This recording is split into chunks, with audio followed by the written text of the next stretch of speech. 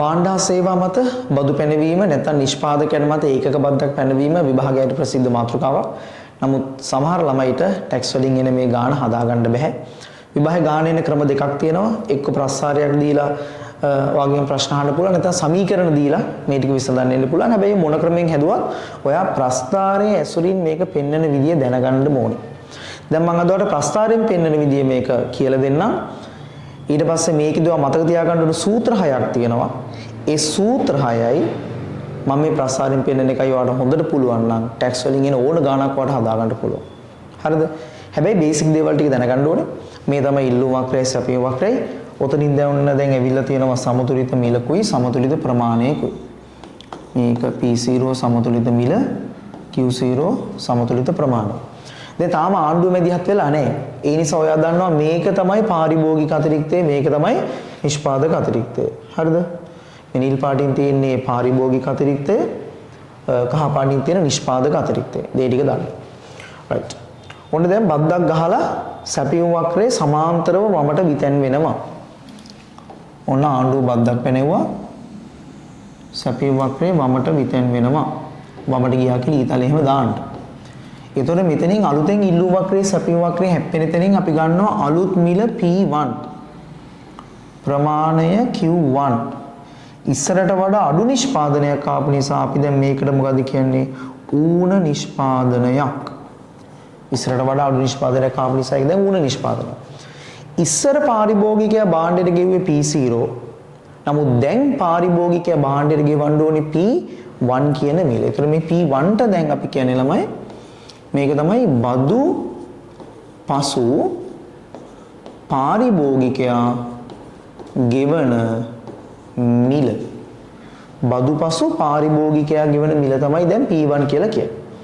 ඔයාලට මතක නම් අපි ඉගෙන ගන්නවා අලුත් වක්‍රයේ පරණ වක්‍රයේ අතර මේව සිරස් දුර ගත්තොත් ඒක අනිවාර්යෙන් ටැක්ස් එකට සමානයි. එතන මේ තියෙන අලුත් සැපී වක්‍රයේ මේ තියෙන පරණ සැපී වක්‍රයේ මෙතන ඉඳන් මෙතනට මේ මම මේ පොඩි නිල් පාටින් ඉරක් යන්නේ. ඔන්න ඕක තමයි ටැක්ස් එක කියලා කියන්නේ. එතන මෙතනදි වෙන්නේ පාරිභෝගිකයා ගෙවන මිල P1. එතන නිෂ්පාදකයා එක අරගෙන ටැක්ස් එක ආණ්ඩුවට දෙන්න ඕනේ. ටැක්ස් එක ආණ්ඩුවට දුන්නාම නිෂ්පාදකයාට ඉතුරු වෙන්නේ මෙන්න මෙච්චරයි. නිෂ්පාදකයාට ඉතුරු වෙන්නේ ඔන්න P2 කියන මිල විතරයි. ඒ නිසා මේ P2 කියන මිලට අපි කියනවා බදු පසු නිෂ්පාදකයා ලබන මිල කියන්නේ ත සුද්ධ මිල කියලා කියනවා. නිෂ්පාදකයා ලබන මිල කියන්නේ ඔන්න P2 කියන මිල. හරිද? දැන් මම පොඩ්ඩක් මේකට ABCD කියලා අකුරු ටිකක් දාගන්නම්. A B C D E F G මේ සම්පූර්ණ P2ට පහලින් තියෙන සම්පූර්ණ ලොකු ත්‍රිකෝණයට මම H කියලා දානවා. හරි. දැන් කෝ බදු පෙර පාරිභෝගික අතිරික්තය මේ තියෙන. පාරිභෝගික අතිරික්තයේ තියෙන මිලට ඉහළ ඉන්නේ. බදු පෙර මිල P0 නේ. ඒතකොට A B C D කියන මෙන්න මේ ලොකු ත්‍රිකෝණයක් වාට එන්නේ. ඔන්න ඔය සම්පූර්ණ ත්‍රිකෝණය තමයි පාරිභෝගික අතිරික්තය. ඒතර මොකද්ද පාරිභෝගික අතිරික්තය? A ධන B ධන C ධන D A B C D. එතනින් පහළ නිෂ්පාදක අතිරික්තය. මේ තියෙන නිෂ්පාදක අතිරික්තය E F G H. මොනවාද තමයි නිෂ්පාදක අතිරික්තය. එතකොට E F G H ඔන්න ඔය ටිකේ නිෂ්පාදක අතිරික්තය තියෙනවා. හරිද? ඒතර ඔය ටිකේ එකතුව තමයි අපි කියන්නේ සම්පූර්ණ ආර්ථික අතිරික්තය කියලා. මේ දෙකේම එකතුව ඉස්සර පාරිභෝගිකයි නිෂ්පාදකයි විතරයි ඉන්නේ. ඒතර මේ දෙක එකතුව තමයි ආර්ථික අතිරික්තය. ඒතර මම ලියන්නම් බදු පෙර ආර්ථික අතිරික්තය A B C D ඒ පාරිභෝගික අතිරික්තය E F G H ඒ තමයි නිෂ්පාදක අතිරික්තය. හරිද? right. දැන් ඔන්න ආණ්ඩුව බද්දක් ගැහුවනේ. බද්දක් ගැහුවට පස්සේ මොකද උනේ? භාණ්ඩ මිල වැඩි වුණා. දැන් අලුත් පාරිභෝගික අතිරික්තයේ තියෙන්නේ අලුත් මිලට ඉහළින්. මිලට ඉහළින් ඉල්ලුම් වක්‍රයට පහළ. අලුත් මිල P1 නම් පාරිභෝගික අතිරික්තයට ඉතුරු වෙන්නේ A විතරයි. B C D ටික පාරිභෝගික අතිරික්තයෙන් අයින් වුණා. එතකොට අලුත් පාරිභෝගික අතිරික්තය බදුපසු පාරිභෝගික අතිරික්තය A. දැන් නිෂ්පාදකයාට ලැබෙන මිල P1 පාරිභෝගිකයා ගෙවනවා P1 ඉඳන් P2 වෙනකන් තියෙන ටැක්ස් එක P1 ඉඳන් P2 වෙනකන් තියෙන ඒකක බද්ධ ටැක්ස් එක ඒක ආණ්ඩුවට දෙන්න ඕනේ දුන්නාම නිෂ්පාදකයාට ඉතුරු වෙන්නේ P2 විතරයි එතනින් පහළ තමයි එහෙනම් නිෂ්පාදක අතිරික්තය E F G දැන් නිෂ්පාදක අතිරික්තය එන්නේ හරිද ඊට පස්සේ අලුත් නිෂ්පාදක අතිරික්තය H විතරයි රජයේ බදු ආදායම දැන් ආණ්ඩුවට මෙන්න මේ ටැක්ස් එක හම්බෙන්නේ P1 ඉඳන් P2 වෙනකන් තියෙන ටැක්ස් එක හම්බෙන්නේ මේ ටැක්ස් එක හම්බෙන්නේ මේ භාණ්ඩ ටිකටනේ එතකොට ටැක්ස් එක වැඩි කරන්න ඕනේ භාණ්ඩ ප්‍රමාණයෙන් එතකොට එන්නේ මෙන්න මේ ඍජු කෝණාශ්‍රය වර්ගඵලය ඒක තමයි රජයේ බදු ආදායම તો රජයේ බදු ආදායම තමයි B ධන C ධන E ධන F හරිද දැන් හොඳට අහගන්න අලුත් concept එකක් දැන් අලුත් ආර්ථික අතිරික්තය හොයද්දී අතිරික්තය කියන්නේ ප්‍රතිලාභයනේ සුබ සාධනයනේ වාසියනේ A කියන්නේ පාරිභෝගිකයා ලබන වාසිය H කියන්නේ නිෂ්පාදකයා ලබන වාසිය නමුත් දැන් ආණ්ඩුවක් ඉන්නවා B C E F ආණ්ඩුවටත් ආදායමක් ලැබිලා. ඒතර තුන් දෙනාටම දැන් වාසියක් තියෙනවා. අපි ඒකට කියනවා බදු පසු ආර්ථික අතිරික්තය කියලා.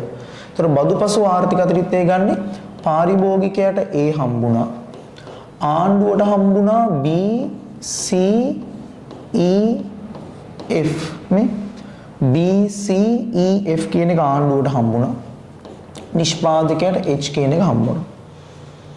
දැන් ඔයාලට මෙන්න මේ දෙක අතර පොඩි වෙනසක් තේරෙන්න ඕනේ. ඉස්සර ආර්ථික අතිරික්තය ඇතුළේ තිබ්බා. දැන් ආර්ථික අතිරික්තය ඇතුළේ නැති අකුරු දෙකක් තියෙනවා. A තියෙනවා, B තියෙනවා, C තියෙනවා, D නෑ. E තියෙනවා, F තියෙනවා, G නෑ. DG ඒ කියන්නේ මෙන්න මේ පැත්තේ ත්‍රිකෝණෙ මේ තියෙන. DG මෙන්න මේ ත්‍රිකෝණෙ මේ තියෙන. DG කියන මෙන්න මේ පැත්තේ ත්‍රිකෝණය. හරිද? ඔන්න ඕකට තමයි අපි කියන්නේ මොකද්ද? අහිමි වූ සුබ සාධනය. අහිමි වූ සුබ සාධනය ඉස්සර ආර්ථික අතිරික්තය ඇතුලේ තිබ්බා. දැන් ආර්ථික අතිරික්තය ඇතුලේ නැහැ. ඒකට හේතුව තමයි මේ ආණ්ඩුව ටැක්ස් එකක් ගහපු නිසා ඌණ නිෂ්පාදනයක් ආවනේ. නිෂ්පාදනය අඩු වුණානේ. તો නිෂ්පාදනය අඩු වුණාම ඒකෙලින් ගියාම තමයි අහිමි වීම තියෙන්නේ මේ තියෙන්නේ. DG ඒකට වෙනම නෝට් එකක් තියෙනවා අපි ඒක සාමාන්‍ය පන්තියෙන් දෙන්නම් අහිමි සුබ සාධනට වෙන ලස්සන නිර්වචනයක් තියෙනවා දැනට අදහසක් දාගන්න ඉස්සර ආර්ථික අතිරික්තයේ තිබ්බා නමුත් දැන් ආර්ථික අතිරික්තයේ නැහැ DG කියන අකුරු දෙක ඒ නිසා අපි ඒකට කියනවා ඒක ඇත්තටම අහිමි වීමක් නේද අහිමි වූ සුබ සාධනය අතිරික්තයෙන් අහිමි වෙලා ගියා හරිද දැන් ඔන්න ඕක තමයි ප්‍රස්තාව එතකොට හැමදාම ඔයා කරන්න ඕනේ බද්දක් ගැහුවට පස්සේ සැපියම වක්‍රේ වමට විතන් කරලා මෙන්න මේ ත්‍රිකෝණ තුන පාට කරගන්න මේ ත්‍රිකෝණ තුන පාට කරගන්න අපි මේකට කියන්නේ උඩ ත්‍රිකෝණය යට ත්‍රිකෝණය පැත්තේ ත්‍රිකෝණය පාට කරගන්න උඩ ත්‍රිකෝණය තමයි බදු පසු පාරිභෝගික අතිරික්තය යට ත්‍රිකෝණය තමයි බදු පසු නිෂ්පාදක අතිරික්තය පැත්තේ ත්‍රිකෝණය තමයි අහිමි වූ සුබ සාධනයේ මැද්දේ ඍජු කෝණාශ්‍රයක් ඉතුරු වෙනවා ඒ තමයි රජයේ බදු ආදායම හරිද ඒ රජයේ බදු ආදායමෙනුත් මේ මිල වැඩි වෙච්ච ටික තියෙනවා නේද ඉස්සර මිල P0 දැන් මිල P1 ඉස්සර මිල P0 දැන් මිල P1 මේ මිල වැඩි වෙච්ච ටික තියෙනවා ඔය මිල වැඩි වෙච්ච ටික කාගේ බදු බරද කාගේ බදු බරද කවුද ඒක ගෙවන්න ඕනේ පාරිභෝගිකයා එතකොට මේ B C E F කියන ඍජු කෝණාශ්‍රයෙන් උඩ ඍජු කෝණාශ්‍රය ගෙවන්නේ පාරිභෝගිකයා මිල වැඩි වෙච්ච ටික ටැක්ස් එකේ ඉතුරු ටික තමයි නිෂ්පාදකයා දරාගන්නේ EF කියන එක තමයි නිෂ්පාදකයා දරාගන්නේ එතකොට එහෙම මත තියාගන්නත් පුළුවන් මේ සම්පූර්ණ ඍජු කෝණාශ්‍රය රජයේ බදු ආදායම ඒකේ උඩ ඍජු කෝණාශ්‍රය හැමදාම ගෙවන්නේ පාරිභෝගිකයා පල්ලෙහා ඍජු කෝණාශ්‍රය හැමදාම ගෙවන්නේ නිෂ්පාදකයා ඒ දෙක එකතුවෙන් තමයි ආණ්ඩුවේ සම්පූර්ණ බදු ආදායම හැදෙන්නේ හරිද ඒවා අපි පාවිච්චි කරන පොඩි ට්‍රික්ස් මේ වෙලේ මතක තියාගන්න. හරි මම ඔයාලට දල වශයෙන් පොඩි ප්‍රස්තාරයක් හදලා පෙන්නන්නම් මේක නිකම්ම ගන්න විදිය ඔන්න බලන්න. හරිද? ඔන්න සාමාන්‍ය විදිහට ඉල්ලුම් වක්‍රකුයි සැපයුම් වක්‍රකුයි තියෙනවා. මේ තියෙන ඉල්ලුම් වක්‍රය මේ තියෙන සැපයුම් වක්‍රය මේ තියෙන උඩ පාරිභෝගික අතිරික්තය පල්ලෙහා තියෙනවා නිෂ්පාදක අතිරික්තය. දැන් ඔන්න තාම ආණ්ඩුව මැදිහත් වෙලා නැහැ. ඔන්න ආණ්ඩුව මැදිහත් වුණා ටැක්ස් එකක් ගෙවුවා. සැපයුම් වක්‍රය වමට ආවා. ඒතර අලුත් මිල P1 අලුත් ප්‍රමාණය Q1. දැන් මම ඔයාලට කිව්වේ මෙතන ඉඳන් මෙතන දින ටැක්ස් එක. ඒතර මේ ටැක්ස් එක ආණ්ඩුවට දුන්නාට පස්සේ නිෂ්පාදකයාට ඉතුරු වෙන්නේ මෙන්න මෙච්චරයි. මේව හැමදාම ලියා ගන්න. මේ තමයි බදු පසු පාරිභෝගිකයා ගෙවන මිල. ගාණක් හදද්දි එහෙම ලියා ගන්න. ඒතර වරදින්නේ නැහැ කවදාවත්. මේ තමයි බදු පසු නිෂ්පාදකයා ලබන මිල. මේ තමයි ඒකක බද්ද ටැක්ස් එක. දැන් බදු පෙර පාරිභෝගික අතිරික්ත නිෂ්පාදක අතිරික්ත වලට දන්නවනේ. මේකවා කරන්න ඕනේ මෙන්න මේ ත්‍රිකෝණේ පාට කරගන්න. මෙන්න මේ යට ත්‍රිකෝණේ පාට කරගන්න. මේ පැත්තේ ත්‍රිකෝණේ පාට කරගන්න. very simple. මේ මොකද්ද තියෙන්නේ? බදු පසු පාරිභෝගික අතිරික්තය. මේ මොකද්ද බදු පසු? නිෂ්පාදක අතිරික්තය. මේ මොකද්ද මේ අහිමි වූ සුබ සාධනය. හිස් ඍජු කෝණාශ්‍රයක්තිය මේ මොකද්ද? රජයේ බදු ආදායම. ඒකේ උඩ කොටුව මොකද්ද? පාරිභෝගික බදු වර. පල්ලෙහා කොටුව මොකද්ද? නිෂ්පාදක බදු වර. ඒතර මේකෙන් වාට ඕන එකක් හදාගන්න පුළුවන්. හරිද? right. උනක තමයි කතාන්තරය. මේකෙදිව මතක තියාගන්න ඕන සූත්‍ර හයක් තියෙනවා. මම ඒක වාට පස්සේ වෙනම දවසක කියලා දෙන්නම්. දැනට මෙන්න මේ ප්‍රස්තාරේ ඔය හැඩතල ටික හොඳට මතක තියාගන්න. එතකොට මේ සූත්‍ර 6 දන්නවා නම් සහ මේ ප්‍රස්තාරේ හොඳට දන්නවා නම් මට ගේමක් නැතුව මේක ගොඩ දාගන්න පුළුවන් බදු පාඩම.